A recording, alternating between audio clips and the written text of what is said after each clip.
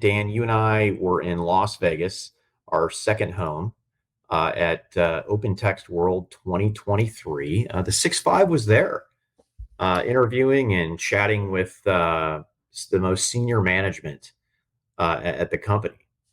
6.5 was there, Pat. And yeah, let's talk a little bit about OpenText World. Let's talk a little bit about OpenText. How about Yeah. that?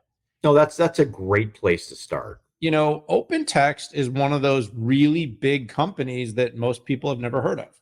And when I say most, I don't mean enterprises. Enterprises know OpenText, but when I'm thinking like, consumers, because they don't make PCs or devices or phones, they are a pure enterprise information management play that is now almost $6 billion or is $6 billion in revenue, and has done so through a pretty substantial series of inorganic and acquisitions, as well as really focusing on helping companies deal with the information management age. This event, we did have the 6.5 there. We talked to their CEO, their CMO, and their chief product officer, all of which you'll be able to watch videos, and we'll have to drop those in the links here as soon as they're up and ready. But let's be straight what this event's all about. And I didn't hear what you said there, Pat. So I muted it. I was screaming to the rest of the family, I'm recording a podcast. Professional stuff, people. We got to stay with this here. But that's what we do when we're on the road, Anyway, so we got to talk to the leadership. Make no mistake, this company's been enabling information and data and management in the enterprise across the full stack of business intelligence, machine learning, automation for a long time. But this event was all about AI.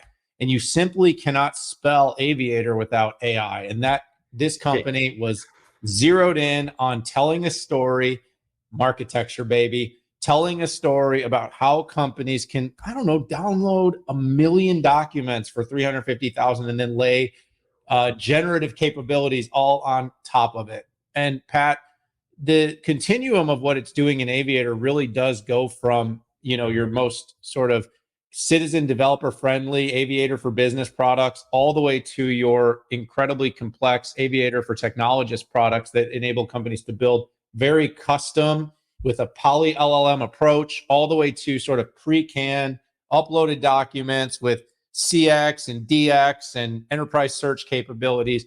But the company really does have a story there. And this is probably what was most interesting to me. I came in, we've covered OpenText for about a year. So I still am in the phase where I'm learning more about the company and the business. And I was trying to say, what is the thing that this company really stands out for? And to me, it's all about data across the continuum being able to be managed and then being able to layer meaningful generative applications that take into consideration the important tenets of responsible AI, privacy, security, and accuracy.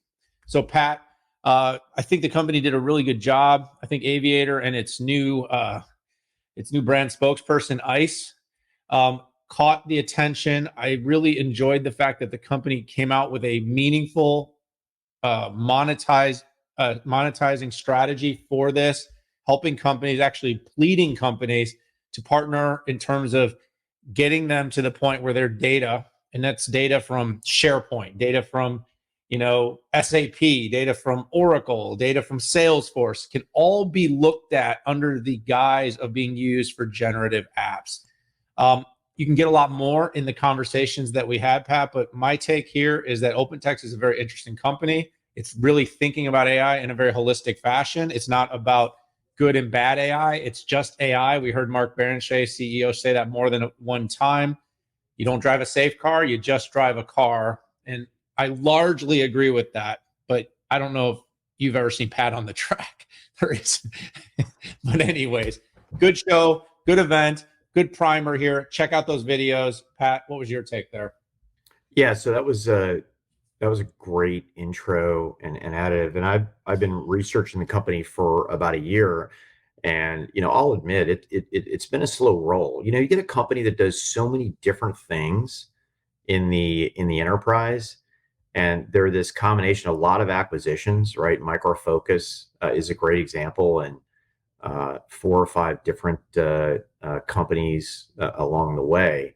But it's a company on the move, and I think the safe and accurate way to characterize the company is it's all about information management. They have their apps, right? But it is all about ingesting every type of data type, enterprise data type on the planet, and managing that data. And CEO Mark Berenger. Berencia, Berenger, yeah. just throughout, big and impressive numbers.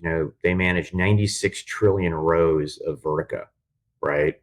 A trillion pages of content managed. And it's one thing to manage it, and it's another thing to secure it, but to activate it is really the key here. Otherwise, it's just technology for a technology's sake.